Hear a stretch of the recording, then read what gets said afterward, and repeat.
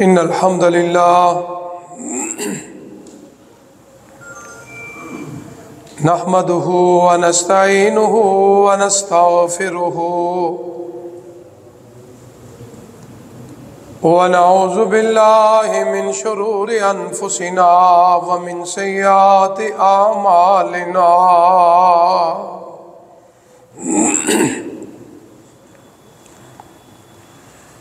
من يهده الله فلا مضل له ومن يضلل فلا هادي له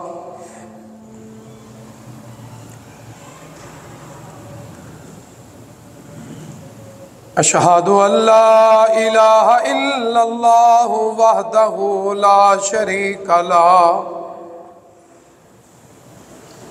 وأشهد أن محمدًا عبده ورسوله صلى الله عليه وآله وسلم يا أيها الذين آمنوا اتقوا الله حق تقاته ولا تموتن إلا وأنتم مسلمون يا أيها الناس اتقوا ربكم الذي خلقكم من نفس واحدة وخلق منها زوجها وبث منهما رجالا كثيرا ونساء واتقوا الله الذي تساءلون به والأرحام إن الله كان عليكم رقيبا يا أيها الذين آمنوا اتقوا الله وقولوا قولا سديدا يصلح لكم أعمالكم ويغفر لكم ذنوبكم ومن يطع الله ورسوله فقد فاز فوزا عظيما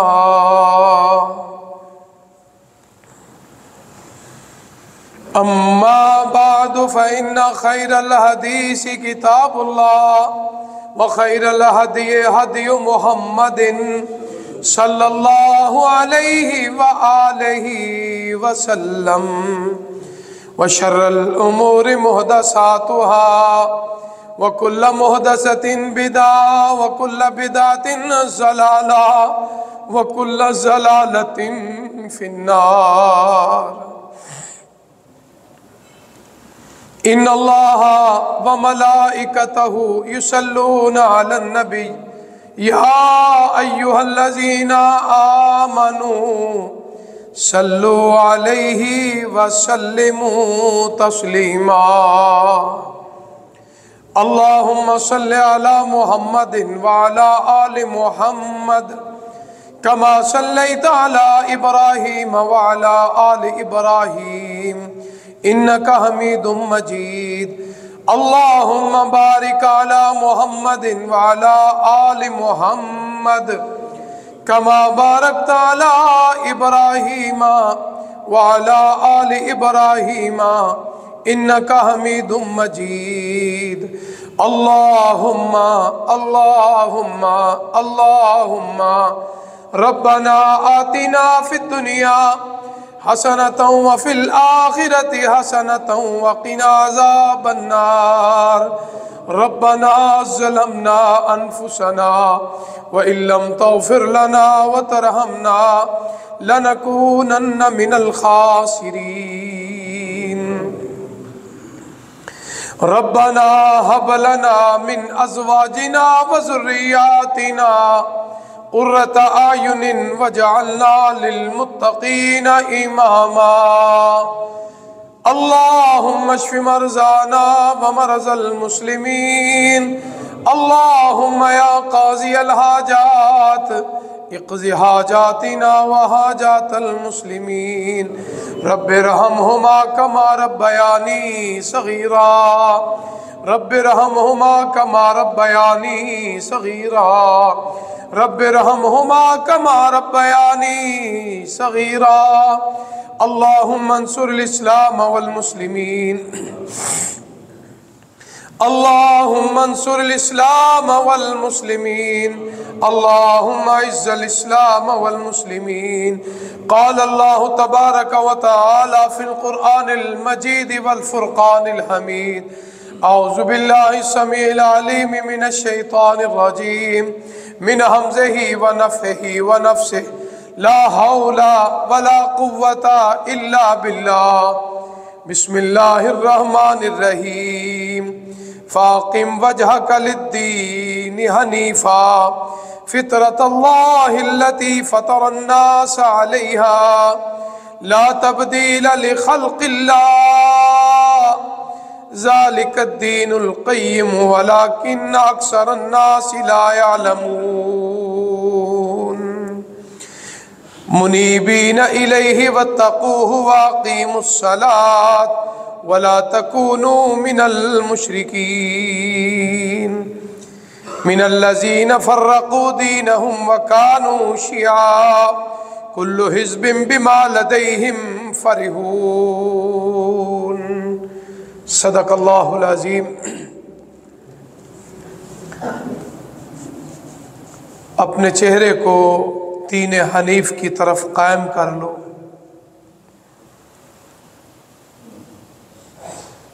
اللہ کی فطرت وہ ہے جس فطرت پہ اللہ تعالیٰ نے لوگوں کی تخلیق کی ہے، اور اللہ کی تخلیق کو کوئی بدلنے والا نہیں ہے۔ یہ دین درست ہے، اس میں کوئی شک شبہ نہیں، کوئی ٹیڑھا پن نہیں، لیکن اکثر لوگ جو ہیں اس بات کو نہیں جانتے۔ اللہ کی طرف رجوع کرو، یعنی اللہ کی طرف رجوع کرنے والے ہیں، اس سے ڈر جاؤ اور نماز قائم کرو۔ اگر نماز قائم نہیں کرو گے تو مشرکوں میں شمار ہو جاؤ گے۔ حضرات محترم، میرے قابل احترام بزرگوں، دوستوں، بھائیوں، اور بسحد قابل احترام میری ماں، معززات، موقرات، میری بہنوں اور بیٹیوں، ہر قسم کی حمد و ثنا اللہ وحدہ ذات لا شریک کے لیے، جو پوری کائنات کا خالق، مالک، رازق اور مشکل کشا ہے۔ لا تعداد بے شمار انگن درود و سلام امام الانبیاء والمرسلین، خطیب الانبیاء والمرسلین، خاتم الانبیاء والمرسلین، سید الانبیاء والمرسلین، سرور کونین، سید ولد آدم، شفیع المذنبین، ساقی حوض کوثر، رحمت للعالمین، جناب محمد الرسول اللہ صلی اللہ علیہ وآلہ وسلم کی ذات برکات پر ہے۔ حضرات محترم، گزشتہ خطبات جمعہ کے اندر سے طہارت کے مسائل بیان کیے جا رہے ہیں۔ طہارت کے اندر کچھ چیزیں اللہ تعالیٰ نے انسانوں کی فطرت میں رکھی ہے، اور فطرت کا معنی یہ ہوتا ہے، ایک معنی اس کا ابتدا ہے اور بنیاد ہے، ایک اس کا معنی پیدائش ہے، ایک معنی طریقہ اور سنت ہے۔ جب سے رب العالمین نے انسانوں کی تخلیق کی ہے، ان کی فطرت کے مطابق کچھ مسائل، کچھ اصول جو ہیں وہ وضع کیے ہیں۔ انہی فطرتوں کے اوپر انبیاء علیہ السلام اور اللہ کے رسول بھی پابند رہے۔ آگے انہوں نے پرچار کیا اپنی امتوں تک، اور وہ فطرت جو ہے وہ طہارت کے اندر بہت بنیادی چیزیں ہیں۔ انبیاء علیہ السلام کی جو جماعتیں مقدسہ ہے. بنیادی چیز جو ہے وہ طہارت کے بعد ہی معاملات کا آغاز ہوتا ہے. دین ابراہیم کے اندر بہت سی چیزیں موجود تھیں انبیاء کی طرح، اور اس میں کچھ چیزیں مکہ کے لوگوں میں بھی موجود تھیں، لیکن آہستہ آہستہ شرک کی گندگی میں جانے کی وجہ سے وہ کچھ چیزیں رہ گئیں اور زیادہ چیزیں ختم ہو گئیں. آقا علیہ الصلوۃ والسلام کی ولادت باسعادت ہوئی. آپ کا دنیا میں آنا ایک روشنی کا پیغام ہے، تاریکیوں اور اندھیروں کے اجالے کا پیغام ہے. وہ چاہے وہ شرک کی گندگی ہے، نجاست کی گندگی ہے، کسی قسم کی بھی جو گندگی ہے، رب العالمین نے دور کرنے کے لیے آدم کی اولاد پہ ایک بہت بڑا رحم اور انعام فرمایا. آقا علیہ الصلوۃ والسلام نے اپنے بابا ابراہیم علیہ السلام کے دین کے اندر جو فطرت شامل تھی، جو ان کے آباء و اجداد میں کچھ موجود تھی اور کچھ ختم ہو چکی تھی، ان کا آغاز کر دیا. آج بھی ہمارے لیے جو ہم مسلمان اور مومن ہیں، مرد ہو یا عورت ہو، بلوغت سے لے کر آخری سانس تک ہم اس کے پابند ہیں. اگر اس میں کمیاں ہیں، کوتاہیاں ہیں، غفلتیں ہیں، سستی ہیں، توجہ نہیں، عدم ہے، پروگرام نہیں، شغل نہیں، تو میں یہ سمجھتا ہوں کہ بعض چیزوں کا ہمیں پتہ نہیں ہے. اس کی وجہ ہمارے علماء کرام بھی ہیں، ہمارے مدارس بھی ہیں، ہماری مساجدیں بھی ہیں، جو ہمیں ان بنیادی چیزوں سے غفلت میں رکھتے ہیں. حالانکہ دین کے اندر کسی بات کو چھپانا بہت بڑا گناہ ہے. قرآن پاک کی جو آیت مبارکہ ہے کہ بلغ ما انزل الیک، جو نازل فرمایا وحی کے ذریعے، جس طرح میں نے اکثر بیان کرتا ہوں کہ وحی کی دو قسمیں ہیں. ایک وحی مطلوب ہے، ایک وحی غیر مطلوب ہے. پڑھے لکھے طلباء طالبات دوست جانتے ہیں. وحی مطلوب کیا ہے؟ جو قرآن مجید ہے، جس کی ہم تلاوت کرتے ہیں، یہ بھی وحی ہے. اور دوسری وحی غیر مطلوب، جس کی تلاوت نہیں کی جاتی، وہ حدیث مصطفیٰ صلی اللہ علیہ وآلہ وسلم. آج دنیا کے اندر ایسے بدبخت انسان موجود ہیں جو قرآن کو وحی مانتے ہیں، حدیث کو وحی نہیں مانتے. استغفر اللہ. وہ منکرین حدیث ہیں، وہ اللہ کے نبی کی حدیث کو نہیں مانتے. استغفر اللہ. بڑے بڑے کفریہ الفاظ کہتے ہیں. میں منبر رسول پہ کہنے کا گوارا نہیں کرتا، لیکن آپ اشارہ سمجھ جائیں. حالانکہ ان عقل کے اندوں کو اس بات کی خبر نہیں. زبان مصطفیٰ مانو گے تو قرآن مانو گے. اللہ اکبر. اے بدبختو، اے قرآن مانتے ہو، کس کی زبان سے آیا ہے؟ زبان مصطفیٰ سے آیا ہے. جبرائیل علیہ السلام آسمان سے یہ مصحف لے کر نہیں آئے تھے، کوئی صحیفہ لے کر نہیں آئے تھے، کوئی لکھی ہوئی کتاب لے کر نہیں آئے تھے. ما ینطق عن الہوی ان ہوا الا وحی یوحی اقرا باسم ربک الذی خلق. کس نے بتایا؟ زبان مصطفیٰ سے آیا. کس نے کہا؟ جناب محمد الرسول اللہ صلی اللہ علیہ وآلہ وسلم. آج تمام احادیث کی کتابیں اٹھا لو، سند کے مکمل ہونے کے بعد، اب ماشاءاللہ آج نیٹ کی دنیا ہے، وہ آلے والے خط کا دور ختم ہو چکا ہے، جب لوگ ہمیں اندھیروں میں رکھتے تھے تاکہ پتہ نہ چل جائے. اب وہ دور ختم ہو چکا ہے۔ آقا علیہ الصلوۃ والسلام کے زمانے میں بھی مدینے کے ایک یہودی لڑکے اور لڑکی نے گناہ کیا، زنا کیا، تورات و انجیل میں بھی وہی سزا ہے جو قرآن و حدیث میں ہے۔ انہوں نے کہا نیا نبی آیا ہے، تورات و انجیل میں تو مشکل ہو جائے گی، امیروں کا لڑکا ہے، امیروں کی لڑکی ہے، چھوٹی موٹی سزا دے کے معاملہ کو رفع دفع کر دو۔ آقا علیہ الصلوۃ والسلام کے پاس آئے، اللہ کے نبی جناب محمد صلی اللہ علیہ وسلم، فرمایا اپنے پوپ پادری کو لے کر آؤ اور اپنی کتاب لے کر آؤ۔ انہوں نے سمجھا یہ اللہ کا نبی ہے، اس کو کیا پتا تورات میں کیا ہے، انجیل میں کیا ہے۔ بڑے خوشی خوشی بھاگے بھاگے گئے، تورات کو لے کر آئے، ان کا راہب پادری جو تھا وہ پڑھنا شروع کر دیا، اللہ اکبر، اور جہاں وہ زانی اور زانی مرد کی سزا لکھی تھی نا، اس کے اوپر اس نے ہاتھ رکھ دیا، آگے پیچھے سے پڑھنا شروع کر دیا۔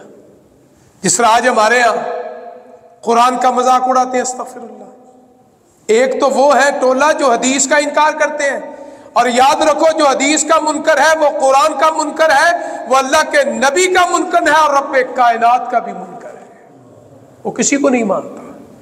ایسے لوگوں کا ٹھکانہ جہنم اور دوزخ ہے۔ آج بھی کہتے ہیں، آج اپنی محفل سے جانے کے لیے، تقریر کو پھبانے کے لیے، اپنی شہرت کے لیے، اپنے چرچوں کے لیے، معذرت کے ساتھ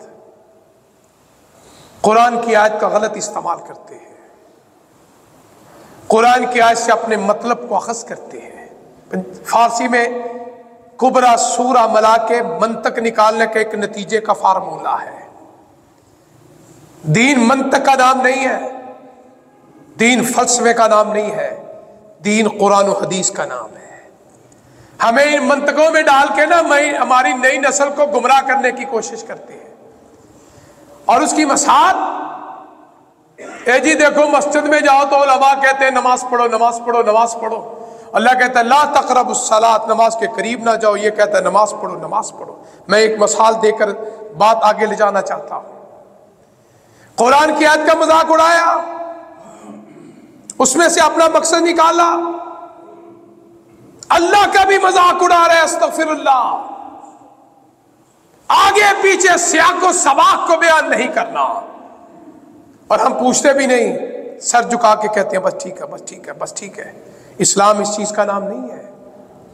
لا تقربوا الصلاۃ وانتم سکارا، فرمایا جب نشے کی حالت میں ہو، مدہوشی کی حالت میں ہو، نماز کے قریب نہ جاؤ۔ اس کو چھوڑ دیا، اپنا الو سیدھا کر لیا۔ یہ قرآن کے ساتھ مذاق ہے۔ یاد رکھو ان بطش ربک لشدید، جنہوں نے اسلام کی حدوں کا مذاق اڑایا، قرآن کی آیات کا مذاق اڑایا، اللہ کے نبی کا مذاق اڑایا، احادیث مصطفیٰ کا مذاق اڑایا، آج ان کا نام و نشان مٹ چکا ہے، اور انشاءاللہ ان کا بھی مٹ جائے گا، کیونکہ اللہ کا وعدہ ہے ان بطش ربک لشدید، اللہ کی پکڑ بہت سخت ہے۔ یہ کہنا مجھے علم نہیں تھا، یہ کہنا مجھے خبر نہیں ہوئی، یہ کہنا مجھے مسئلے کا پتہ، یہ اور بات ہے۔ یہ کہنا میں مانتا نہیں، یہ ہے انکار کرنا۔ آپ نے سبحان اللہ اس پادری پوپ کا ہاتھ پکڑ کے ذرا پیچھے کیا، یہاں سے پڑھو جو نیچے لکھا ہے، اللہ اکبر۔ پتا چلا اب چھپانے کی ضرورت نہیں رہی، ہر آدمی صاحب شعور ہے، بات سنتا ہے، پرکھتا ہے، جانچتا ہے۔ اللہ تعالیٰ نے ہمیں شعور کی صلاحیت عطا فرمائی ہے۔ وہ دور اب جا چکا ہے کہ جدھر سے ہم نے دھکیلے گئے، اب وہ حالات ختم ہو چکے ہیں۔ اب نئی نسل کے اندر شعور ہے، صرف بات کیا ہے توجہ دلانے کی، ان کو راستہ دکھانے کی، اہدنا الصراط المستقیم، لائٹ اور روشنی جگانے کی، بٹن آن کرنے کی ضرورت ہے، اس کو راستے پہ چلانے کی ضرورت ہے، اور انشاءاللہ مجھے امید ہے اپنے رب کی رحمت سے جب وہ لین پہ آئے گا سارا دین اسے سمجھ آ جائے گا انشاءاللہ۔ اب وہ اندھیرے کی بات ختم ہو چکی ہے، اس لیے آقا علیہ الصلوۃ والسلام نے دین کے وہ مسائل بیان کیے جو قیامت تک کے لیے ہے، اور اس کو چھپانا گناہ ہے۔ اس لیے دین فطرت کے اندر طہارت کے وہ مسائل جو آج ہم شرم کے مارے نہیں باز پوچھتے، بعض ایسی زندگی گزار جاتے ہیں۔ چند سالوں پہلے اسی مسجد کے اندر خطبہ جمعہ کے اندر میں نے غسل کے مسائل بیان کیے، قریب سے ایک گاڑی گزری، اس میں میاں بیوی ڈاکٹر تھے، انہوں نے کسی سے میرا نمبر لیا، عشاء کے بعد مجھے انہوں نے فون کیا، مجھے آج بھی یاد ہے۔ دنیاوی علم، ڈاکٹر ہیں، آج ہر ماں باپ چاہتا ہے میرا بچہ ڈاکٹر بنے، انجینئر بنے، صاحب اولاد بھی ہیں، بچے بھی ہیں ان کے۔ کہنے لگے ہم چند منٹ رک کے ہم نے آپ کی بات سنی، لیکن ہم آگے پیچھے بات سن نہ سکے، ہم سپیکر آن کرنے لگے، ہم میاں بیوی کمرے میں بیٹھے، آپ ہمیں غسل کا طریقہ بتائیں، آپ حیران ہو جائیں گے۔ جب میں نے اللہ کی توفیق سے قرآن و حدیث سے مسنون غسل کا طریقہ بیان کیا، ان کے الفاظ کیا تھے؟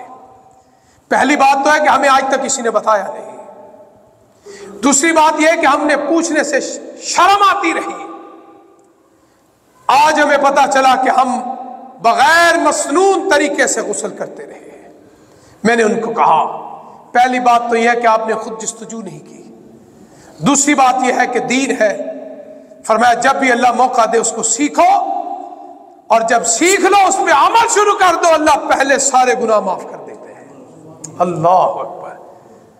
تمام حدیث کی کتابوں کے اندر اس آدمی کی حدیث اور واقعہ بڑا مشہور ہے جس نے آقا علیہ الصلوۃ والسلام کے سامنے مسجد میں نماز پڑھی۔ مسجد نبوی ہے جس مسجد میں ہر مومن کا دل کرتا ہے کہ بار بار جا کے با جماعت نماز پڑھو۔ اللہ اکبر۔ اے اللہ جو گئے ہیں قبول فرما، اور جو نہیں اللہ ان کو بھی توفیق عطا فرما۔ مسجد نبوی ہے، کائنات کا امام تشریف فرما ہے۔ آپ نے دیکھا وہ صحابی، اس نے نماز پڑھی، آپ کے پاس آیا، السلام علیکم یا رسول اللہ صلی اللہ علیہ وسلم۔ حدیث میں آتا ہے آپ نے سلام کا جواب نہیں دیا، فرمایا دوبارہ نماز پڑھ، ارجع فصلی فإنک لم تصلی۔ یہ سارے وہ عربی کے الفاظ ہیں جو سونے نبی کے الفاظ زبان سے نکلے ہیں۔ ارجع کا معنی کیا ہے؟ جو ہم پڑھتے ہیں ان للہ و انا راجعون، اسی سے ارجع، لوٹ جا، واپس چلا جا۔ فصلی، یہ سارے سیغے امر کے ہیں۔ حکم کیا ہے؟ آرڈر ہے۔ ارجع بھی امر، صلی بھی امر، لوٹ جا، واپس چلا جا، نماز پڑھ۔ فإنک لم تصلی، تو نے نماز نہیں پڑھی۔ کیا اس نے قیام نہیں کیا؟ کیا ہے۔ کیا اس نے رکوع کیا؟ کیا ہے۔ کیا اس نے سجدہ کیا؟ کیا ہے۔ کیا اس نے تشہد کیا ہے؟ سلام، سارا کچھ کیا ہے نا۔ تو آپ فرما رہے ہیں لوٹ جا، فصلی، دوبارہ پڑھ۔ فإنک لم تصلی، لم تصلی کا وہ نفی کا معنی ہے کہ تیری نماز ہے ہی نہیں۔ اللہ اکبر۔ گیا پھر نماز پڑھی، آقا علیہ الصلوۃ والسلام نے پھر حکم دیا، پھر آیا، آؤ استاد ہو تو ایسا، سبحان اللہ، نہ آپ کی شان کو بھی پہنچ سکتا ہے، نہ کو آپ کی استادی کو پہنچ سکتا ہے۔ آج ہماری حالت کیا ہے؟ کوئی دوسری مرتبہ پوچھ رہے تو ہمیں غصہ آ جاتا ہے، ہم اسے برے الفاظ سے یاد کرتے ہیں، سمجھ نہیں آئی، تیرا دماغ نہیں ٹھیک، تو پاگل ہے، مجنون ہے۔ استغفر اللہ۔ یاد رکھو جو سائل ہوتا ہے نا وہ لا علم ہوتا ہے، وہ ضرورت مند ہے، اس کی پیاس بجھانا، اس کی بات سننا ہمارے اوپر اسی طرح فرض ہے جس طرح نماز فرض ہے. ڈانٹنا فرض نہیں، اور نہ اتنے پردے بناؤ کہ تمہارے کو قریب نہ آ سکے. آقا علیہ الصلوۃ والسلام کے پاس امیر بھی آ رہے ہیں، غریب بھی آ رہے ہیں، اور آپ کے پاس بیٹھ کے آپ نے ابھی کبھی ایسے نہیں کہا ذرا دور ہو کے بیٹھو استغفر اللہ. کوئی آدمی ثابت کر دے کہ آپ نے کسی کو، صرف تاریخ میں ایک واقعہ آتا ہے، صرف ایک واقعہ، اور اس میں بھی کیا حکمت ہے. عبس وتولی ان جاءہ الاعمی. عبداللہ بن ام مکتوم نبینا صحابی ہے رضی اللہ تعالی. نبی نے، ان کو نہیں پتا کہ آقا علیہ الصلوۃ والسلام کے پاس کون لوگ بیٹھے ہیں. قبائل کے سردار آئے تھے اسلام سیکھنے کے لیے، دین سیکھنے کے لیے. تو اللہ کے رسول صلی اللہ علیہ وسلم نے فرمایا کہ عبداللہ ذرا ٹھہر کے آنا، تم تو ہمہ وقت میرے پاس رہتے ہو، میں ان سے دین کی بات کر رہا ہوں.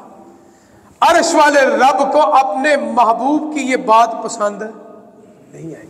میں اور آپ اس پاؤں کے قدموں کی مٹی کے برابر بھی نہیں ہے. عبس وتولی. آج کو کہے مفتی ہوں، میں شیخ ہوں، ہم کچھ بھی نہیں ہے. شکر کرو اللہ کو نوکروں کی کمی نہیں، اللہ نے ہمیں اپنے دین کا نوکر رکھ لیا ہے. یہ میرے بابا اکثر یہ اپنے شاگردوں کو جملہ کہا کرتے، اللہ ان کی قبر کو جنت کے باغوں میں سے ہزاروں کے حساب کے ان کے شاگرد، کوئی خطیب ہے، کوئی مفتی ہے، کوئی شیخ الحدیث ہے، کچھ بھی ہے، ان کو کہا کرتے تھے شکر کرو اللہ نے تمہیں دین کے لیے منتخب کر لیا ہے. اللہ تعالیٰ نے تمہیں منتخب کر لیا، پسند کر لیا ہے. اللہ کو نوکروں کی کمی نہیں ہے. اللہ نے تمہاری ڈیوٹی لگائی ہے، اخلاق سے، پیار سے، محبت سے، الفت سے لوگوں کے ساتھ پیش آیا کرو، ان سے مل جل کے بیٹھا کرو. صرف یہ ایک واقعہ ہے. اللہ نے فرمایا عبس وتولی. جبرائیل علیہ السلام قرآن لے کر آ گئے، 30واں پارہ سورہ عبس ہے. عبس وتولی ان جاءہ الاعمی. فرمایا ایک نبی نہ آیا، ہدایت اللہ کے پاس ہے. جو تیرے پاس بیٹھے ہیں پتہ نہیں ان کو ہدایت ملے یا نہ ملے، یہ تو ہدایت یافتہ ہے، پیاسا ہے، تو اس سے پوچھنے کے لیے آئے. آج کہتے ہیں فلاں سے ملو، اس سے اجازت لو پھر میرے پاس آنا. یہ دین نہیں ہے. دین کیا ہے؟ لوگوں کو بتاؤ پیار سے، محبت سے. بیان تو کرتا ہے فَمَن يَعْمَلْ مِثْقَالَ ذَرَّةٍ خَيْرًا يَرَهُ وَمَن يَعْمَلْ مِثْقَالَ ذَرَّةٍ شَرًّا يَرَهُ. یہ تو کہتے ہیں لَقَدْ كَانَ لَكُمْ فِي رَسُولِ اللَّهِ أُسْوَةٌ حَسَنَةٌ. سب کہتے ہیں نماز اس طرح، روزہ اس طرح، حج اس طرح، عمرہ اس طرح، زکوٰۃ اس طرح، عشر، خمس. تو یہ بھی تو دین ہے. لوگوں کے ساتھ کس طرح رہنا ہے، استاد کا شاگرد کے ساتھ کیسا تعلق ہو، اولاد کا والدین کے ساتھ کیسا تعلق ہو، خاوند کا بیوی کے ساتھ کیسا تعلق ہو، بیوی کا خاوند کے ساتھ کیسا تعلق ہو، ہمسائے کا ہمسائے کے ساتھ. یہ بھی ہمارا دین ہے نا. کیا یہ دین نہیں؟ یہ بھی دین. آج کہتے ہیں تجھے سمجھ نہیں آئی. اللہ کے نبی نے پیار سے پاس بٹھایا ہے، اللہ اکبر، اور اس کو سارا نماز کا طریقہ سکھایا. صلو کما رأیتمونی اصلی. فرمایا نماز اس طرح پڑھو جس طرح مجھے نماز پڑھتے ہوئے دیکھتے ہو. اس لیے پہلی بات تو یہ ہے، دین سے سوال کرنا، کوئی اس میں گھبرانے کی بات نہیں ہے. صحابہ کرام پل پل کی بات پوچھتے تھے. جب آپ اس دنیا سے اپنے رب کے پاس چلے گئے، صحابہ کرام صحابیات امہات المومنین سے سوال کیا کرتے تھے.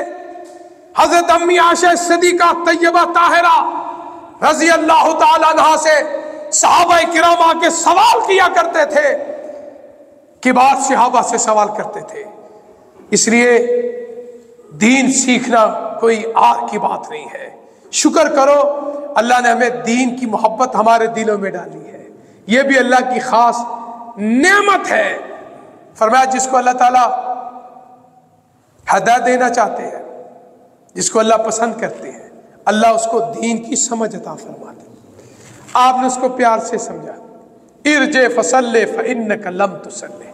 اس لیے ڈانٹنا نہیں، غصہ نہیں کرنا، پیار سے. ہمارے ایک شاہ اسماعیل شہید رحمۃ اللہ علیہ، بالا کوٹ میں ان کی قبر ہے.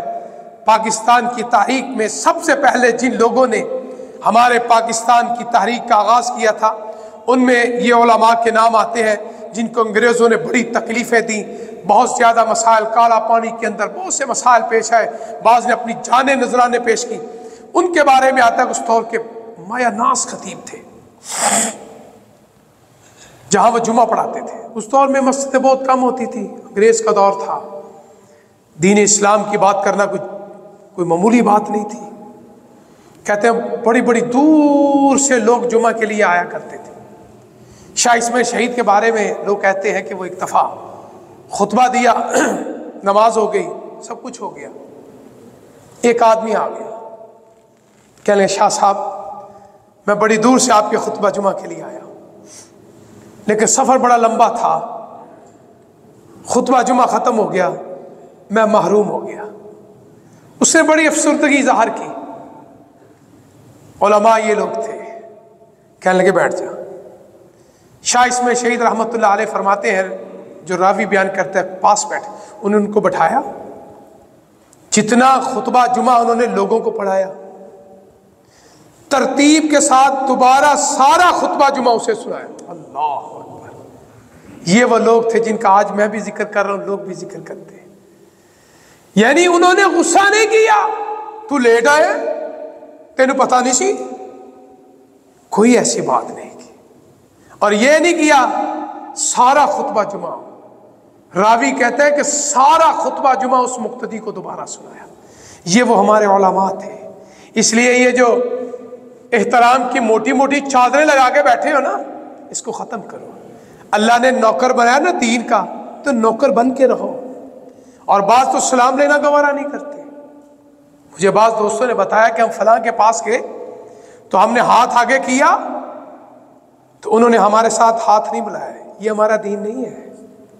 میں نے گزشتہ خطبہ جمعہ میں طہارت کے اندر بیان کیا تھا، حضرت ابو ہریرہ رضی اللہ تعالیٰ عنہ، جن کا نام عبد الرحمن تھا، کہتے میں راستے میں کھڑا تھا، سونا نبی قریب سے گزر رہا ہے، آپ نے مجھے سلام کیا، اپنا ہاتھ آگے کیا، خیرکم من بدأ بالسلام، میں نے اپنا ہاتھ پیچھے کر لیا، آپ چلے گئے۔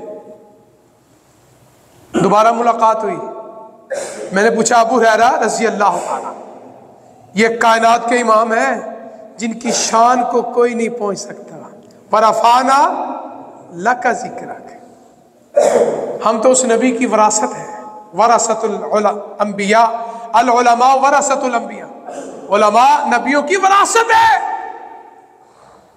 فرمایا ابو ہریرہ میں نے ہاتھ آگے کیا، تو نے پیچھے کر لیا۔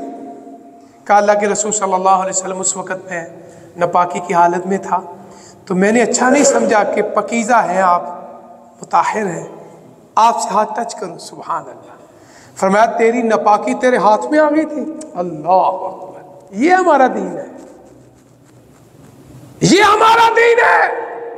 خیرکم من بدأ بالسلام، اور پہل نہیں کرنی پھر ہی ہاتھ ملا لو۔ خیرکم من بدأ بالسلام، حدیث تو یہ ہے نا، کوشش کرو پہلے السلام علیکم کو۔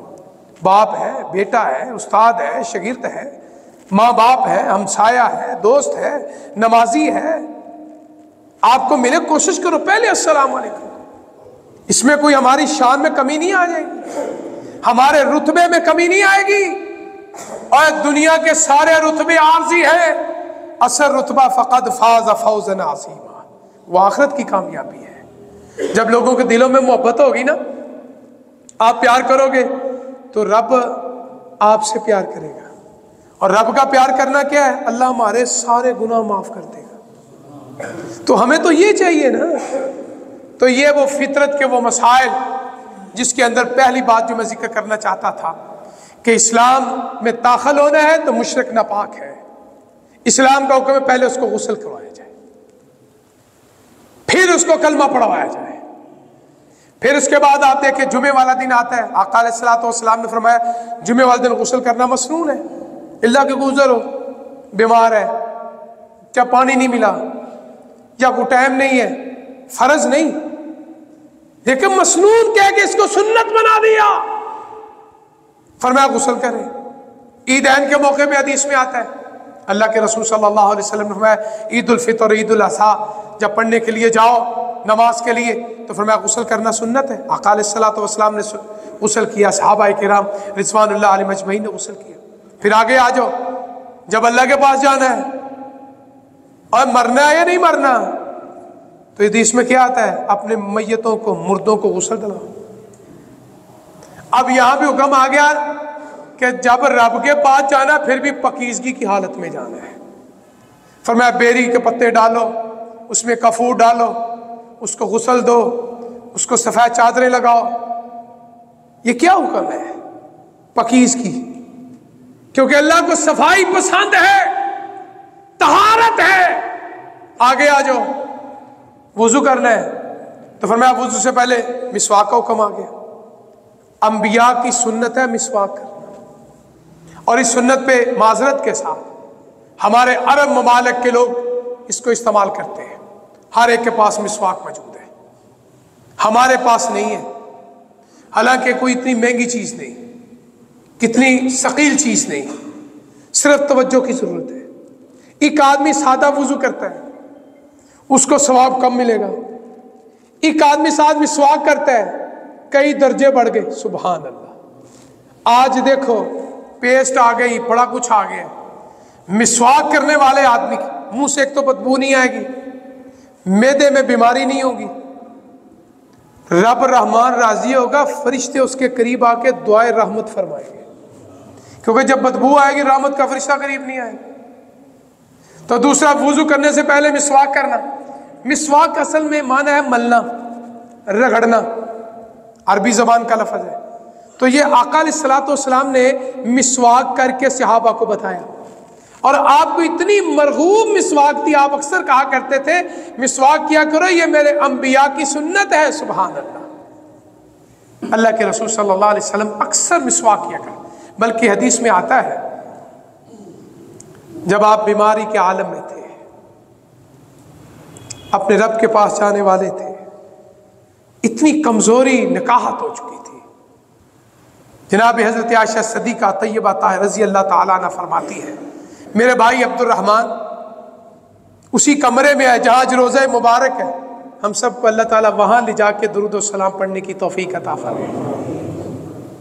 جناب امی عائشہ فرماتی ہے رضی اللہ تعالیٰ عنہ، میرا بھائی آئے، ان کے ہاتھ میں مسواک تھی۔ اللہ کے رسول صلی اللہ علیہ وسلم، دیکھو مسواک کی اہمیت، اتنے کمزور ہیں کہ بول دیں آواز زیادہ بلند نہیں ہو رہی، 10 آدمیوں جتنا بخار ہے۔ آپ نے اپنی شہادت کی انگلی سے اشارہ کیا، کیا مطلب؟ میں مسواک کرنا چاہتا ہوں۔ جناب امی عائشہ فرماتے، میں نے اپنے بھائی عبد الرحمن سے کہا، یا آخی ادھر آؤ، مجھے مسواک دو، یہ فطرت ہے۔ مسواک لی، میں نے آپ کے ہاتھ میں پکڑا دی، کتنا برکتوں والا ہاتھ ہے، اور وہ کتنے خوش نصیب لوگ ہیں جنہوں نے ان ہاتھ کے ساتھ مصافحہ کیا ہوا ہے۔ کہتے جب میں نے مسواک دی، آپ نے اپنے مبارک منہ میں ڈالی، لیکن مسواک سخت تھی، کمزوری تھی، دبا نہ سکے، تو میری طرف اشارہ کیا۔ اب ذرا منظر دیکھو، سبحان اللہ، سر مبارک امی عائشہ فرماتی میری گود میں ہے۔ اللہ اکبر۔ میاں بیوی کا رشتہ بڑا خوبصورت رشتہ ہے، لباس لکم وانتم لباس لہن۔ میں اکثر کہا کرتا ہوں یہ بڑا مضبوط بھی ہے اور بڑا کمزور بھی ہے۔ جب محبت ہوتی ہے تو یہ لوہے کی طرح مضبوط ہے، اور جب محبت نفرت میں بدل جائے تو دھاگے سے بھی زیادہ کمزور ہے۔ میری طرف اشارہ کیا، میں نے اس مسواک کو پکڑا، پھر اشارہ کیا اپنے منہ میں ڈالو۔ امی عائشہ فرماتی میں نے اپنے منہ میں ڈالا، اس کو نرم کیا تو پھر میں نے آپ کو دی۔ آقا علیہ الصلوۃ والسلام نے وہ مسواک جو نرم کی ہوئی تھی، اللہ اکبر، اور تاریخ میں اور تمام حدیث کی کتاب، اس کے بعد آپ نے کوئی چیز نہ کھائی ہے نہ پی ہے۔ اور جناب امی عائشہ فرماتی اکثر میں عورتوں میں بیٹھ کے کہا کرتی تھی میرا تھک اور سونے نبی کا تھک اکٹھا جنت میں جائے. اس لیے مسواک نبیوں کی سنت ہے اور ہمارے نبی کی بھی سنت ہے. اس لیے اپنی زندگی میں اس فطرت کو شامل کر لو، مسواک کو شامل کر لو. 5 وقت صبح شام اگر سنت سمجھ کے مسواک کرو گے انشاءاللہ کئی بیماریوں سے بچ جاؤ گے اور اللہ تعالی ہمارے اوپر رحمتوں کا نزول فرمائے گا. تو اس لیے میں فطرت کے مسائل کا آغاز کر رہا ہوں کہ یہ وہ ہماری فطرت ہے جو اللہ نے ہماری تخلیق میں رکھی ہے، ہماری پیدائش میں رکھی ہے، ہماری ضرورت ہے، ہماری طہارت ہے، ہماری خوبصورتی ہے، ہماری خوشبو ہے، ہماری روشنی ہے. اگر ہم اس پہ عمل کریں گے انشاءاللہ معاشرے میں لوگ بھی ہم سے پیار کریں گے اور معاشرہ بنانے والا رب رحمان بھی ہم سے پیار کرے گا. تو اس لیے اللہ کے حضور دعا ہے جو سنایا اللہ مجھے اور آپ کو اس پہ عمل کرنے کی توفیق عطا فرمائے. وآخر دعوانا الحمدللہ رب العالمین. سبحان ربک رب العزت عما یصفون وسلام علی المرسلین والحمدللہ رب العالمین. اسی لیے یہ جو فطرت کے مسائل ہیں اسی سلسلے کو آگے جاری رہے گا. بس میری آپ سے یہی ایک ادباً گزارش ہے کہ جس وقت اذان جمعہ ہوتی ہے تو یا ایھا الذین آمنوا اذا نودی للصلاۃ من یوم الجمعہ، تو اذان جمعہ سے پہلے میرے بھائیوں، میری بہنوں، میری ماؤں، میری بیٹیوں کوشش کیا کرو سارے کام چھوڑ کے اللہ کے گھر میں آ جایا کرو تاکہ مل کے بیٹھ کے اللہ کا ذکر ہو، ذکر مصطفیٰ ہو، اجتماعیت ہو، تو انشاءاللہ ہمارے اوپر اللہ کی رحمتیں، برکتیں، سکون نازل ہوگا. تو جب ہم اس گھر سے جائیں تو گناہوں سے پاک اور صاف ہو کے جائیں. اللہ کے حضور دعا ہے کہ اللہ تعالیٰ مجھے اور آپ کو اس پہ عمل کرنے کی توفیق عطا فرمائے.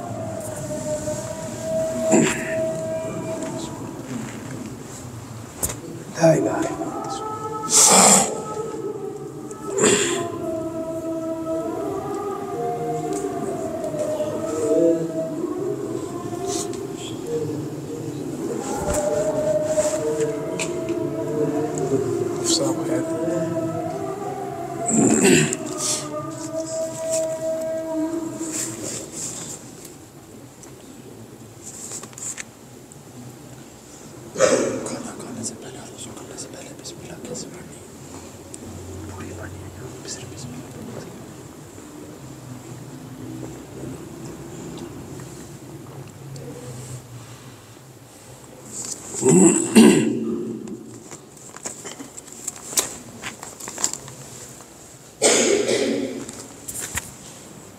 ان الحمد للہ نحمده ونستعینه ونستغفره ونعوذ باللہ من شرور انفسنا ومن سیئات اعمالنا من يهده الله فلا مضل له ومن يضلل فلا هادي له.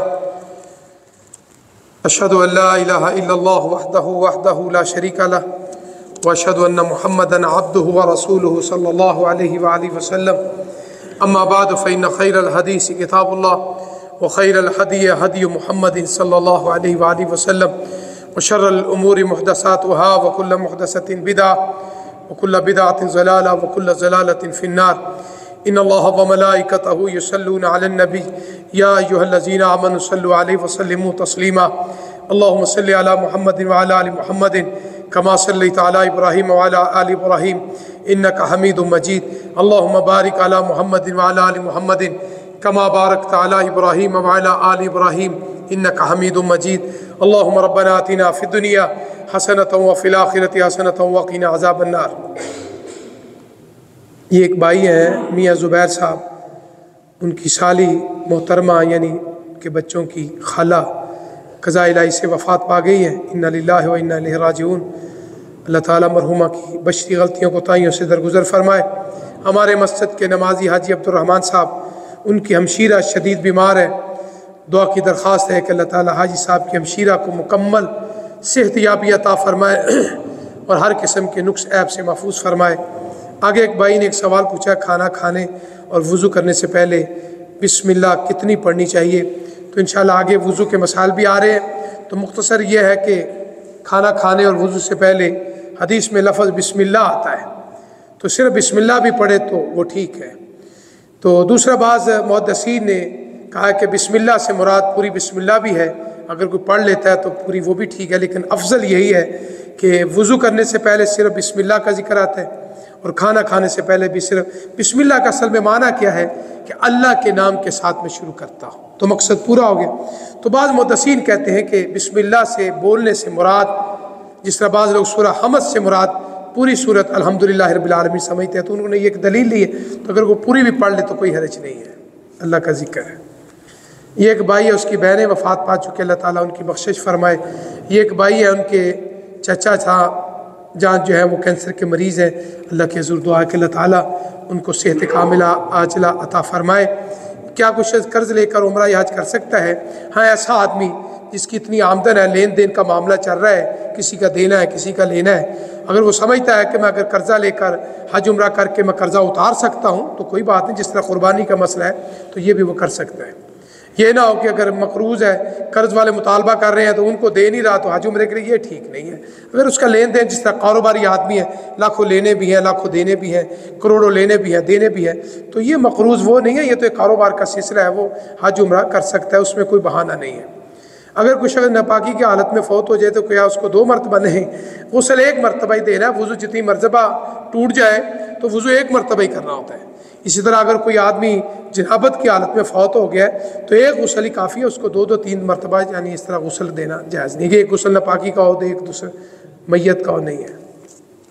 یہ ایک اعلان ہے، جماعت کے مشہور و معروف عالم دین قاری عبدالرحیم کلیم صاحب خطبہ جمعہ مرکز البدر اسلامی ابراہیم آئی اسپتال کے قریب نزد پپلی والا چوک، وہاں وہ خطبہ جمعہ پڑھائیں گے۔ تو انشاءاللہ الرحمن آئندہ خطبہ جمعۃ المبارک میں یہی فطرتی مسائل جو ہماری زندگی میں بوڑھوں کو، جوانوں کو، بچوں کو، مرد و عورت کو ضرورت پڑتی ہے، اس کا ذکر شروع ہو چکا ہے۔ آپ وقت پہ کوشش کریے، آپ کو تشریف لایا کرو۔ دوسرا، آج کل آپ دوست جانتے ہیں گھروں کے اندر، محلوں کے اندر، ہمارے ہاں یا آپ کے ہاں سب جگہ پہ ڈینگی کی ایک بہت بڑی وبا پھیلی ہوئی ہے۔ اور اس بخار میں، اس بیماری میں بہت زیادہ پریشانی ہے، 10 15 دن مرد عورت اٹھنے سے قاصر ہیں۔ پہلی بات تو یہ ہے کہ اللہ کے حضور دعا فرماؤ اللہ تعالیٰ ہمیں ان آفات سے محفوظ فرمائے۔ یہ ہمارے لیے پریشانیاں ہیں یا کوئی اللہ تعالیٰ ہمیں ہماری غلطیوں کوتاہیوں سے درگزر فرمائے۔ تو یہ مچھر ہے یا مچھرنی ہے یا جو بھی ہے، ہمارا محافظ تو اللہ ہی ہے۔ ہم نے گھر میں جانا ہے، باہر بھی جانا ہے، تو حفاظت اللہ کی ہے۔ پہلی بات تو یہ ہے کہ اللہ کی حفاظت میں آیا کرو، آیت الکرسی پڑھا کرو، آخری صورتیں پڑھا کرو، اللہ کی پناہ لیا کرو، درود شریف کثرت سے پڑھا کرو۔ اللہ تعالیٰ ہمیں، ہمارے گھر والوں کو، ہماری نسلوں کو اس جیسی بیماریوں سے محفوظ فرما۔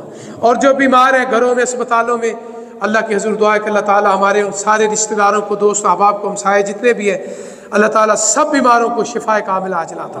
یہ سموک کا سلسلہ چل رہا ہے بعض شہروں کے اندر، تو اس میں گورنمنٹ جو ہے اس میں چھٹیاں بھی کر رہی ہے، تعلیمی بھی نقصان ہو رہا ہے، باقی معاملہ چاہ رہے ہیں بس ادارے بند کر دو، ادارے بند کر دو۔ تو بہرحال اللہ کے حضور دعا ہے کہ اللہ تعالیٰ رحمت کی برکھا نازل فرما۔ یہی ایک حل ہے کہ آسمان سے رحمت کی بارش نازل ہو تو یہ سارے مسئلے حل ہو جائیں۔